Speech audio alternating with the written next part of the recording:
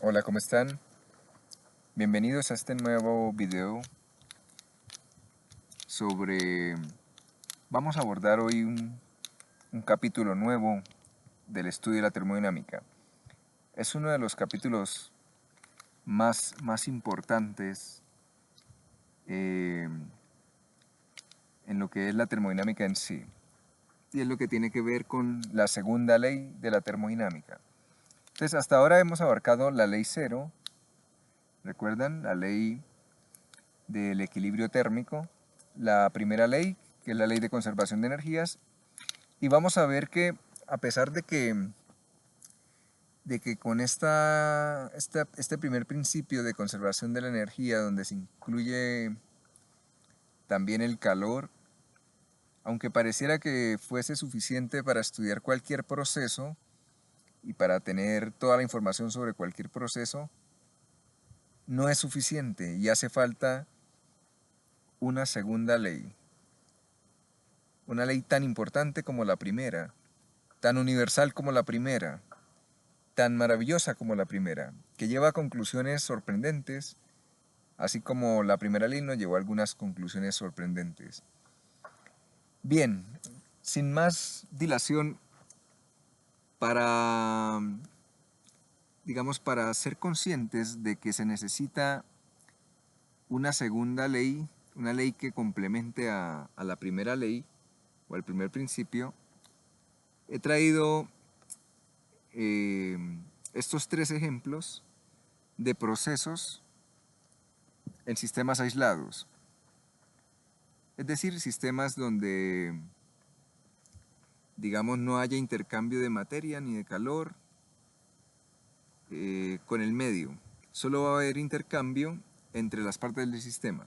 Entonces, un primer sistema es este. Una superficie, supongamos que esto es una superficie cualquiera, una tabla, y tenemos un bloque sobre esta superficie. Y existe rozamiento entre las superficies de estos dos cuerpos. No hay nada más en el universo, entonces los únicos intercambios que pueden dar de energía es entre ellos dos, entre el bloque y la superficie. Este será nuestro primer proceso. Consideremos lo siguiente: inicialmente el sistema está en equilibrio termodinámico, en equilibrio térmico. El bloque tiene una temperatura T1, la superficie también, y de alguna manera se le entrega una energía cinética a este bloque. Entonces él se mueve inicialmente, se le da un impulso y él va a tener una velocidad v. Se va a empezar a deslizar sobre la superficie y al cabo de cierto tiempo lo que vamos a observar es que él va a ir frenando debido al rozamiento, a causa del rozamiento entre las superficies de contacto, y llega un momento donde se va a detener. La velocidad final aquí será 0. Bien, este proceso es completamente explicable con el primer principio. ¿Qué es lo que ocurre? Inicialmente, fíjense que el sistema tiene energía interna, tanto el bloque como la superficie, pero además se tiene energía cinética. Este señor, el bloquecito, tiene una energía cinética. Al cabo del tiempo se realiza el proceso y la energía cinética desapareció. ¿Qué se hizo esta energía? Si se va a mirar con detalle, lo que se observa es que, a pesar de que esa energía de movimiento desapareció, cuando se miden las temperaturas, la temperatura del bloque y la temperatura de la superficie cambió. Y tenemos una temperatura diferente a la inicial, voy a llamarla T2. Y esa temperatura T2 es mayor que T1. ¿Cómo se puede explicar este proceso? Entonces, esa energía que tenía el bloque cinética, debido al contacto entre las superficies, al rozamiento, poco a poco el rozamiento la transforma y se convierte en energía interna. Hay un flujo de calor entre las superficies y al final queda haciendo parte de la energía interna del sistema. Al aumentar las temperaturas de los dos cuerpos, se incrementa la energía interna. Entonces, es una energía que ahora va a estar al interior de nuestro sistema y no se observa como se observaba al comienzo, que era cinética, de movimiento, ¿no? Bien, la energía se conserva. Maravilloso, el primer principio lo explica. Vamos al segundo. En el segundo caso tenemos un par de cuerpos a temperaturas diferentes. Este cuerpo de la izquierda, temperatura T1, este cuerpo de la derecha T2. Vamos a suponer que T1 es mayor que T2. Inicialmente están aislados térmicamente y los vamos a poner en contacto. Este sería el proceso 2. Los ponemos en contacto. ¿Qué va a ocurrir? Si los dejamos así durante cierto tiempo, al final lo que vamos a observar es que la temperatura de los dos cuerpos se iguala, pues se llega al estado del equilibrio térmico. Y lo que vamos a ver es que esta temperatura final que tienen los cuerpos es mayor que la temperatura más baja al comienzo, o sea T2, pero es menor que la temperatura que teníamos al comienzo, más alta, que era la de T1, la temperatura T1. ¿Qué ocurrió acá? Debido al contacto entre los dos bloques, entre los dos cuerpos, pues se establece, y a la diferencia de temperaturas, ¿no? Entonces, esa diferencia de temperaturas establece un flujo de calor del cuerpo caliente, el cuerpo que tiene mayor temperatura, al cuerpo que tiene menor, y este flujo se detiene cuando se alcanza el equilibrio, es decir, cuando la temperatura de los dos es la misma. Se explica perfecto también con el primer principio. Un tercer ejemplo es este. Se tiene un cilindro y dentro de este cilindro hay una división y hay una pequeña abertura.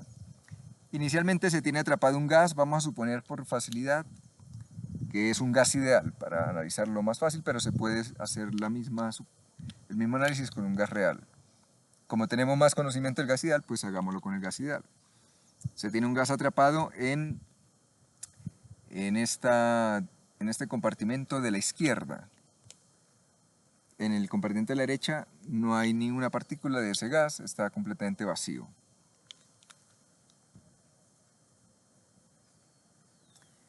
De tal manera que el estado del sistema lo puedo definir, digamos, está en un estado de equilibrio, con una presión inicial, un volumen ocupado inicial y una temperatura T inicial.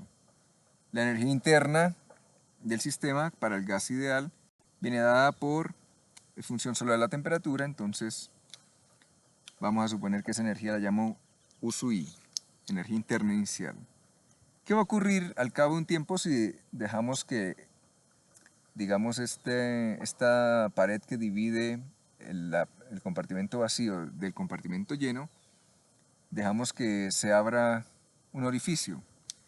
Pues que entonces parte de ese gas, parte de las partículas que lo componen, van a empezar a pasar para el otro compartimento y al final vamos a tener que va a existir partículas de ese gas tanto en uno como en el otro compartimento. Esto es lo que llamamos nosotros una expansión adiabática. ¿Recuerdan? Es uno de los experimentos que hizo Joule, con el cual determinamos que la energía interna era función solo de la temperatura para un gas ideal. Vamos a tener entonces que el volumen cambió, la presión cambió, va a tener una presión final, un volumen final, pero la temperatura no cambia. El sistema es adiabático, no intercambia calor con el medio, y esto va a implicar que la energía final interna, voy a llamarla U sub F, que es función también de la temperatura, va a ser igual a la energía inicial. De nuevo, el primer principio lo explica. Ahí la energía se va a conservar. Lo único que tuvimos fue un incremento en el volumen y una reducción en la presión. La temperatura se mantuvo igual, las energías internas iguales. Bien, estos tres casos, estos tres procesos se explican perfectamente con el primer principio. Pero ahora hagamos un giro y pensemos en los procesos contrarios. Pensemos en que tenemos esta situación. Tengo la superficie, tengo el bloque, tienen cierta temperatura y los dos están quietos. Y de pronto algo ocurre y este bloque empieza a moverse en dirección hacia la izquierda. De manera que empieza a ganar velocidad, velocidad, velocidad, velocidad, y al final queda con esta velocidad, con la misma velocidad, pero hacia la izquierda. Y las temperaturas, la temperatura que tenía tanto el bloque como la superficie, bajó de T2 a T1. Es decir, que parte de esa energía que tenía internamente el sistema se convirtió en energía cinética para mover el bloque. El primer principio no lo prohíbe. Hay conservación de la energía, por lo tanto es válido. Bien, pensemos en el segundo. Tengo los dos bloques en contacto a una temperatura igual, T, pero lo que se observa después de cierto rato es, después de cierto tiempo, que la temperatura, dejándolos en contacto, la temperatura de uno subió y la del otro bajó. Supongamos que la temperatura del bloque de la izquierda se incrementó hasta el valor T1 y la del bloque de la derecha decreció hasta T2. También el primer principio no lo prohíbe, la energía se conserva. Y en el tercer caso tendríamos este gas que ocupa todos los dos compartimentos y se deja libremente durante un tiempo y se observa este proceso, que todas las moléculas del compartimento de la derecha se ubican en la izquierda y me queda vacío completamente el compartimento de la derecha y todo el gas me queda atrapado en el de la izquierda. Igual la energía se conserva y lo que tengo es un cambio de un estado de mayor desorden a uno de mayor orden, donde ordené todo el gas en una región más pequeña. El primer caso que analizamos pasó de un estado ordenado a uno más desordenado, ¿no? Donde ocupo más espacio, todo el gas ocupa todo el espacio que pueda y se me reparte por igual, o por igual no, se reparte homogéneamente en los dos compartimentos. Bien, los procesos inversos no son prohibidos por la primera ley. Sin embargo, hay algo muy interesante. Este proceso inverso, pasar de este estado a este, en la naturaleza nunca se ha observado. Este proceso de pasar del equilibrio térmico, de tener igual temperatura, a tener cuerpos con un gradiente de temperatura entre sí, tampoco se ha observado. Y este de pasar de un sistema desordenado a uno más ordenado, de forma espontánea, tampoco se ha ordenado. ¿Cuál es la explicación para ello? Se está conservando la energía. Sin embargo, no se observan en la naturaleza. Solo se observan estos procesos en una dirección, de izquierda a derecha. Pero de derecha a izquierda jamás se han observado. Esta es la razón por la cual a esta primera sección la he titulado ¿Por qué hace falta una segunda ley? Cuando los padres de la termodinámica se encontraron con esto, recuerden que primero surgió la primera ley, la segunda ley. Históricamente primero se encontró la segunda ley, luego la primera.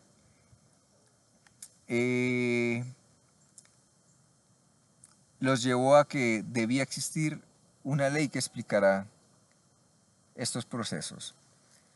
Esto lleva a reflexionar bastante y a pensar que a pesar de que se conserve la energía en un proceso natural, no siempre ese proceso se puede dar. La naturaleza impone alguna restricción. En este caso tenemos restricciones diferentes. Tomar energía interna y volverla completamente energía mecánica, en este caso cinética. De un par de cuerpos en equilibrio térmico, llevar a un gradiente de temperaturas. Hacer que el calor fluya de un cuerpo frío a uno caliente. Porque al comienzo tiene igual temperatura, pero si a este le pasa una pequeña cantidad de energía de calor, este mayor, este va a tener menor. Y le tiene que seguir pasando para que este siga subiendo y este va a seguir decreciendo. Tampoco se da. O el hecho de que en un sistema sus componentes se ordenen de forma espontánea, sin la, digamos, sin que intervenga alguien externamente. Bien,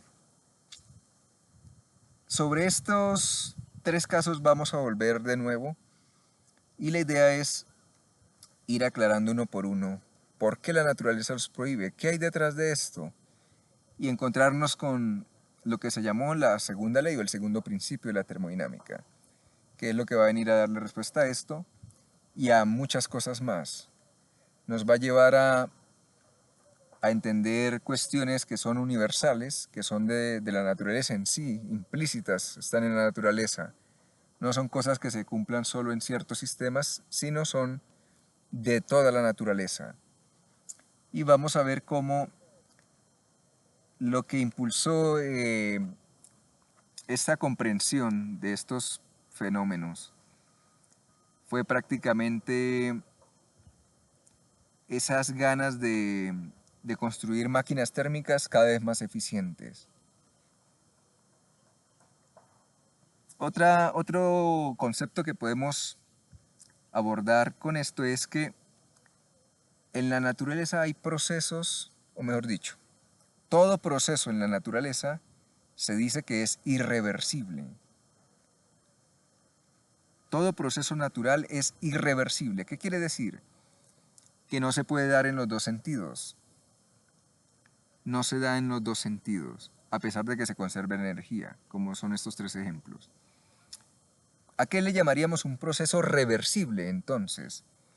El proceso reversible es un proceso por el cual un sistema pasa de un estado final, inicial a uno final a través de una serie de estados intermedios y luego es posible llevar el sistema de ese estado final al estado inicial de nuevo a través de los mismos estados intermedios sin que se altere el estado en el que se encontraba el medio al comienzo.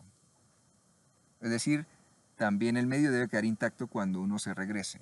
Y debe ese proceso ser, el proceso inverso debe ser a través de los mismos estados intermedios. Eso sería un proceso reversible. Ejemplos de procesos reversibles. Nosotros los hemos estudiado antes, estos procesos reversibles. Básicamente toda la mecánica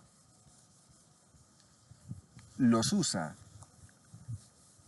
pero la realidad es que son una abstracción, son un ideal, una idealización. No son procesos reales que se den en la naturaleza. Un ejemplo sería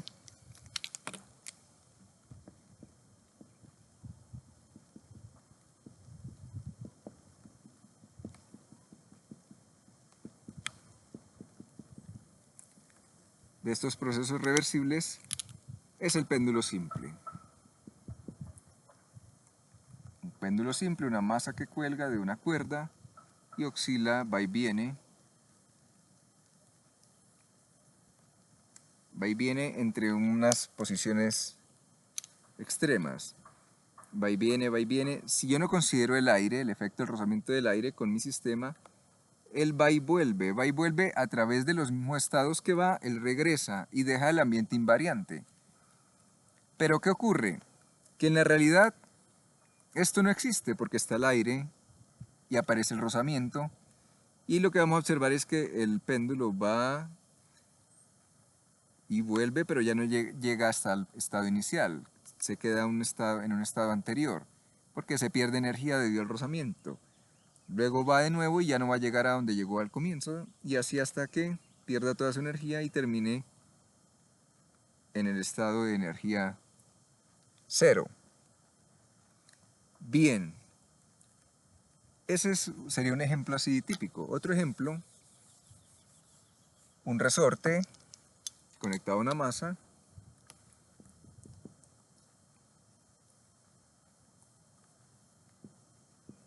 se estira y entonces él empieza a oscilar. sube y baja. Lo mismo, consideremos que no hay aire, supongamos que lo hacemos en el vacío. Lo estiro y lo suelto, él va y vuelve, va y vuelve. Entonces, por los mismos estados que él pasó en un sentido, él regresa. Con la misma energía, con la misma velocidad en cada estado. Bien. Pero supongamos que agarramos el resorte, cogemos esta masa y la hacemos que pase del límite elástico al límite plástico. ¿Qué va a ocurrir cuando lo suelte? Él jamás regresará a la posición inicial. Sufre una deformación permanente y por lo tanto el proceso se torna irreversible. Otro ejemplo sería si ya lo pongo en un ambiente donde hay aire, entonces por rozamiento, él jamás regresará a su estado inicial y irá perdiendo energía, al igual que el péndulo. Incluso si lo pusiera en el vacío, pudiéramos pensar en que se va a perder cierta energía debido a la deformación del resorte y el regreso. El resorte se calienta y puede perderse energía en cierto modo por radiación, habría transferencia de calor. No podría haber transferencia de calor por contacto ni por convección, pero sí por radiación, en unas longitudes de onda muy grandes, ¿no? Y otro ejemplito que pudiéramos pensar, este sistema cilindro-pistón, tengo acá atrapado un gas y vamos a empujar el pistón o el émbolo. ¿Cuándo sería reversible este proceso? Si lo hago cuasi estáticamente, muy suave, de manera que el gas se mantiene prácticamente homogéneo paso a paso y puedo ir caracterizando cada estado. Y si luego, eso sería la compresión, y si luego la expansión, hacemos la expansión de forma también cuasi estática, entonces el gas pasaría de nuevo por los mismos estados. Pero en la realidad, ¿qué sucede? Para que esto se diera tendría que ser infinitamente lento el proceso, pero en la realidad no hay procesos así. Entonces cuando se empuje este pistón, ¿qué va a ocurrir? Que las partículas que se ven primero afectadas son estas que están en contacto con el pistón, se van a agrupar más que acá, la densidad va a ser mayor acá que acá. Y digámosle, si así lo haga lentamente, vamos a tener esa no uniformidad, no homogeneidad del gas hasta que lo comprimas hasta cierta posición. Luego, si hacemos la expansión, ¿qué ocurre? Que en el sentido inverso, cuando corramos el pistón, lo que vamos a tener es que las partículas que están en contacto con el pistón van a tener ahora no una densidad mayor como cuando se comprimió, sino una densidad menor porque van quedando como con un volumen mayor, más libres, y las que están aquí en esta parte son las que van a tener mayor densidad. Entonces fíjese que no vamos a pasar por los mismos estados en la ida y regreso del proceso. Entonces, como conclusión importante, se necesita una segunda ley para explicar en qué sentido se dan los procesos. Y ya vimos que todo proceso en la naturaleza será irreversible. Solamente serán reversibles procesos ideales que nos conviene inventar para poder abordar su estudio. De lo contrario, sería imposible estudiarlos. Bien, muchas gracias por su atención.